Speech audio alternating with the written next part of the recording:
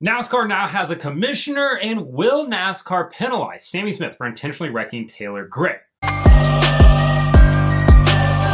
Welcome back to Break Hard. I'm Matt. On Monday, early Monday actually, NASCAR announced that Steve Phelps is now the commissioner of NASCAR. So does that mean we boo him like he's Gary Bettman? I would argue no. I think Steve's actually done a really good job. Who takes over his role, the now vacated role of president of NASCAR? That would be Steve O'Donnell. He becomes the 6th president in NASCAR history. Phelps becomes technically the 6th commissioner in NASCAR history, but they were more ceremonial positions than before. We haven't had a NASCAR commissioner since 2008, but this new title, this newly created commissioner role for Steve Phelps kind of is the top role that you can ascend to within the NASCAR ranks, outside of being Jim France or Lisa France Kennedy or Ben Kennedy whenever he gets to the top of it as well. But for Steve Phelps, this is a big time role for him. He will oversee NASCAR's strategy and global expansion, as well as IMSA and all of the tracks in the ISC portfolio as well. O'Donnell will take over all of Phelps's old duties,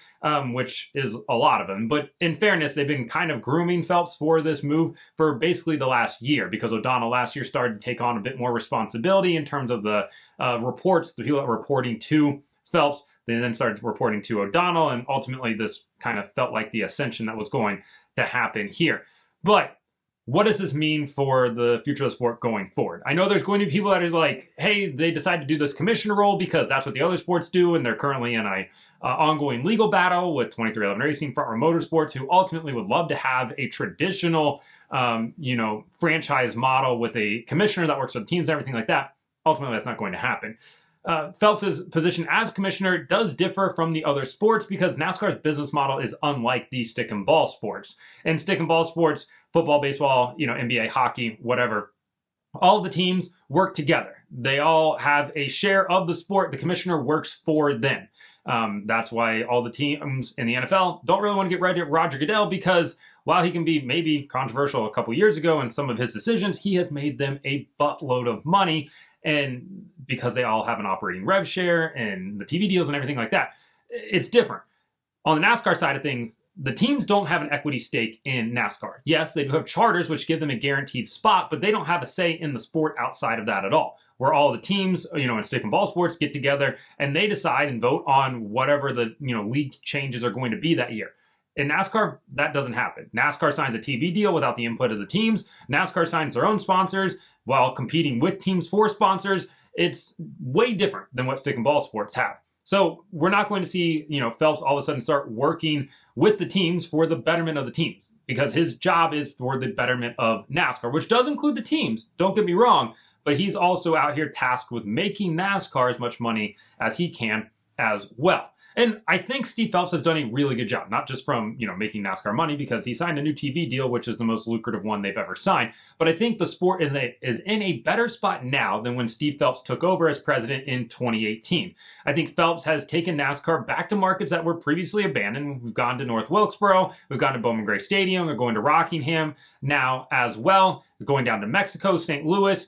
Other, areas of the country where NASCAR previously hadn't gone before or hadn't been back to in quite some time. He's taken NASCAR to new markets and tried new things. Chicago Street Course, Road America are just a few that you can throw in there. And I think that's ultimately a net positive for the sport. Yeah, you can say that the Gen 7 car hasn't been the resounding panacea that he said it was going to be, which is the fix-all for everything. But it certainly has been really good on mile and a halves. It certainly needs work on short tracks still. Drafting tracks, you can argue it's good or bad there. And on road courses, it races really well. On road courses, maybe too well at times, but I don't think it's as bad as, some of the sky is falling people on the internet try to make it out to be. Ultimately, Steve Phelps is super connected within NASCAR. He has a ton of connections within the sport. People within the industry really enjoy Steve Phelps, and the France family is very high on Phelps. They view him as a major asset because Jim France gave a quote to the Sports Business Journal where he says, quote, "The race fan is by far our most important stakeholder. And few leaders understand that more than Steve Phelps and Steve O'Donnell. Their leadership will be key as we grow the sport and solidify our standing as a global leader in sports and entertainment." And I don't think Jim's wrong there. Having been on pit road enough over the last 2 years, I've seen how Steve Phelps interacts with team members, drivers, stakeholders, fans, anybody that's there. And he is super engaging, super in tune with everything that is happening. He is, very giving of his time, and he's willing to stop and talk to people, take selfies, do all the things. And ultimately, I think that's a good thing. You want an accessible leader, a guy that is easy to talk to, easy to reach out to, and Phelps has been that guy for NASCAR so far. And like I said, he certainly has a number of wins under his belt, and we've seen NASCAR's popularity over the last few years slowly start to climb back up. Is it going to get back to where it was in the early 2000s? Unlikely for sure. But at the same time, I think that it can be more popular than it currently is. And we've seen the small, gains. Fans are going out to the racetrack more. More people are tuning in on TV. Ratings continue to be up, even if it's just by a little bit each week. So that means more eyeballs are tuning in, and they're willing to try new things. And ultimately, I think that's what, is the net positive out of all of this. So Steve Phelps is now the commissioner of NASCAR. And I think that's a really good thing going forward. I know people are going to be like, oh, you're a NASCAR homer, blah, blah, blah. But when you sit back and look at it, I really do think that Phelps has made the right decisions going forward. Yeah, there's certainly things that you can knock him on, whether it be the lawsuit, whether that be some of the penalty things that NASCAR has. People are going to always argue that there's too many rules. But for the most part, where the sport was at before he took over, 2017, and then he took over in 18, they're in a much better spot. Much more solid footing, much better understanding of the sport, the fans, and sort of the direction that they need to go. And I think that's ultimately what fans should want.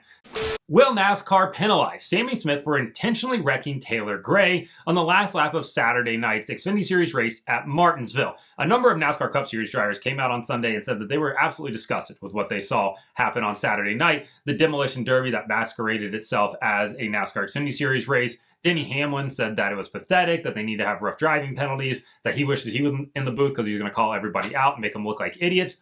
Brad Keselowski said that maybe it needs to come down to owners suspending their drivers for acting the way they do on track. But then also noted, and it's the correct thing to say here, a lot of these Xfinity Series rides are funded by the drivers in those seats, so suspending them isn't going to work in this situation. So it's a real up in the air type of decision. And NASCAR, to their credit, said that after the weekend, they were going to take a deeper look at it. And we'll see if anything comes out in the penalty report on Tuesday, maybe Wednesday, if it drags on that long. But ultimately, I don't expect to see any major penalties for Sammy Smith. I think the only thing that could possibly happen here is a points penalty, which would be something new for NASCAR in the sense of intentionally wrecking the leader on the last lap. But I think they need to do something to try to deter drivers from doing this. And maybe the first offense is a points penalty, whether that's, 25, 50 points. I'm not really sure how many you want to give it here because 50 is basically a race worth of points. So it's basically like disqualifying him from the race. 25 is basically taking him back to the last car on the lead lap or somewhere in that vicinity. Suspending him doesn't really track with what they've done in the past. If Austin Dillon can intentionally wreck two drivers coming to the checkered flag at Richmond last year, can Sammy Smith get suspended for intentionally wrecking one driver coming to the checkered flag? That's where I think you get into this murky water of like, well, we could, but we couldn't. We've never done that before. Do we want to set this precedent to do it going forward? They did fine Austin Dillon last year they took away his playoff eligibility. And ultimately, I think that's what they might do here. Not take away Sammy Smith's playoff eligibility, but take away points at this. They fined Denny Hamlin points as well for intentionally wrecking Ross Chastain back in, 23? So maybe you can see something like that happen. But they need to do something. I'm not saying that there shouldn't be contact in short track racing because there absolutely should. It's short track racing after all. But I don't think that there should be this egregious level of intentionally wrecking the car in front of you like we've seen multiple times and like we saw multiple times on Saturday, whether it be Sam Mayer, Austin Hill, Sammy Smith. There are a number of different aggressors out there and culprits. And I think NASCAR needs to do something about that because you're costing team owners a lot of money. You're catching up innocent bystanders in these wrecks who have no business being wrecked out of a race because somebody just loses their temper and knows that there's no consequences on the other side for intentionally wrecking them. So I think ultimately there needs to be consequences for their actions. And whether that's a points penalty or a suspension, I think either of them are fine. I don't really think suspension is worth it because I think that for an in-race penalty, it should just be last car on the lead lap. Like you just get dropped to the back there. So I don't know if Sammy Smith warrants a suspension. For Taylor Gray, I understand why he's pissed off because he had a chance to win a race. And for the most part, I would argue that they were eye for an eye. You had Sammy Smith move Taylor Gray up out of the way. Okay, fine, on the restart. Then you had Taylor Gray move Sammy Smith up out of the way on the restart. Fine. You know why it's okay? Because they both were still running 1-2 when that happened. What happened on the last lap was Sammy Smith driving into turn 3 with no intention of ever making it through that corner without causing major contact to the 54 car in front of him. And ironically, he hit him like Ty Gibbs hit Brandon Jones when he was in the Xfinity Series. So I think that's where you need to deter it from, because that's not racing. There's no art form in that. There's no skill in that. Doing a bump and run is a finesse move. It takes talent to do it without wrecking the guy in front of you, and we've seen that happen. Gordon did it in 2002 with Rusty Wallace at Bristol. Carl Edwards did it, textbook example of it in 2016 with Kyle Busch at Richmond. We've seen it happen before, and it can still happen. But ultimately, these drivers, some of these younger guys, would just rather drive through the person in front of them because, like I said, there's no consequences for those actions. So we'll see what NASCAR is going to do here in the penalty report. I think at most what we're going to see is a points penalty, and I could see it maybe escalating if it continues on throughout the year where we see this level of this bottom floor level of driving standard happening. So I'm interested to hear what people had to say about it. So let me know in the comments what you think about Steve Phelps becoming the commissioner of NASCAR, as well as Sammy Smith. Should he be penalized or not? Like and subscribe to the channel. Follow me on TikTok at BreakHard, Instagram, Twitter, and Facebook at BreakHardBall.